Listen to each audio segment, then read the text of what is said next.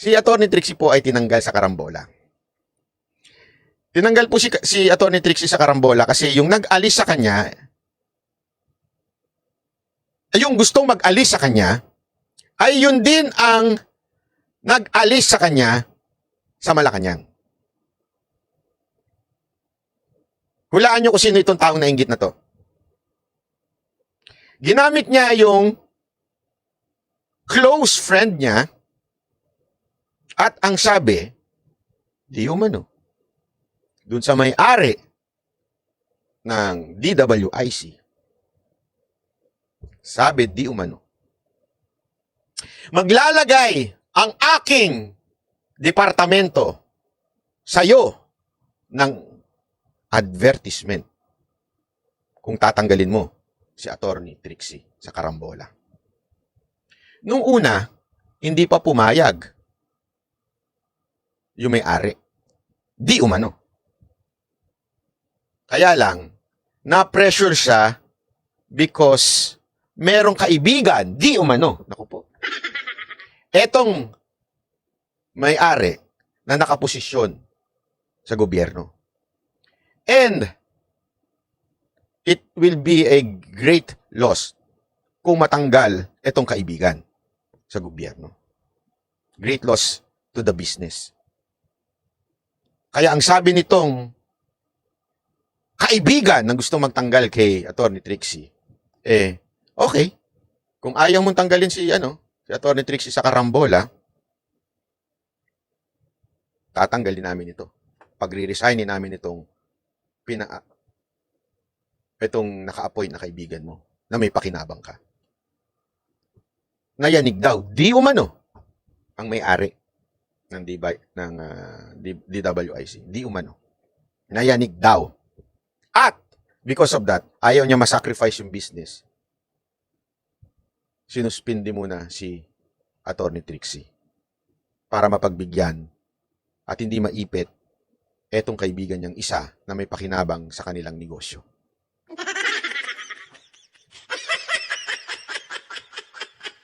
Dahil lang sa gusto lang nilang maalis si Atty. Trixie at mawala ng boses sa karambola. Kasi malakas nga naman ng karambola. Si Atty. Trixie talagang nagdadala dun eh. Alam mo, etong tao na ito na gustong mag-alis kay Atty. Trixie, yan din ang the same na tao nagpaalis sa amin, sa akin particular, diyan sa estasyon na yan. Diba? Ganon katindi yun. Pag nainggit yun, siniraan ako sa may-ari. Sinabi ko na yan. Until, wala na ako, diba? Wala namang banat bay nun eh. Pa lang ako dun eh. Totoo naman, pa lang ako dun. Amuyong lang ako dun eh. So, pinatanggal ako. Tanggal lang. O, di umalis ako. Until narinig ko na medyo may konting regret nung naging banat bay ako. Sabi nila, ba't namin inalis yan? Tapos, yung nagpaalis, nawala rin naman pala.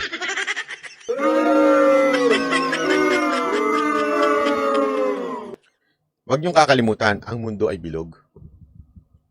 Yan ang lagi niyong tatandaan. Ang mundo ay bilog. Kaya ito lang, panawagan ko sa ating mga kababayan. Kaya nilang kontrolin ang media. Kaya nilang kontrolin ang ilang istasyon. Pero hindi nila kayang kontrolin ang social media. Particular ang YouTube. Maybe Facebook, they can do it. Kaya, may I suggest,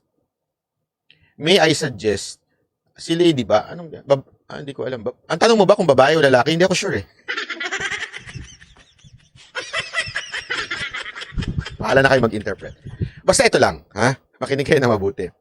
Sana i-follow ninyo si Atty. Trixie sa YouTube. Okay? They cannot control YouTube. Kasi, hindi, non-political ang Google eh. Unlike Facebook, maaari pa. Pero sa YouTube, hindi. Kaya I keep on telling you, wala noon pa. Stay here. This YouTube is somehow maaasahan natin. Okay? So sana po ako nakikiusap po ako sa inyo. Sana po i-follow nyo si Atty. Trixie dahil nako. Hindi ka na akong madulas na tinanong ko siya. Hindi ka na ako madulas talaga. Tinanong ko lang si Atty. Trixie. Ito lang naman yung tinanong ko. Kayo naman. Tinanong ko si Atty. Ayan na, pinost na ni Diego Latigo yung ano ni Atty. Trixie.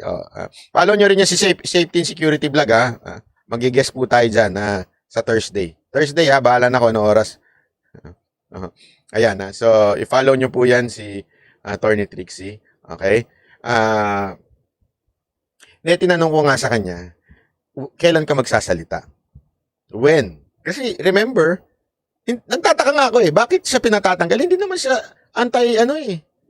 Kaya nga, malabo yung aspekto na ang nagpatanggal sa kanya, Malacanang Okay? Kasi hindi naman siya anti-Marcos napaka-professional nga ni Atty. Trixie. Hindi nga siya bumabanat Kasi nga, alam naman natin, galing siya sa gobyerno, it will not look good kung babanat siya. Kaya sure ako kung sino yung nagpatanggal sa kanya. Ang nagpatanggal talaga sa kanya, walang iba yung matagal ng inggit sa kanya. Dahil hindi nagkapwestong animal.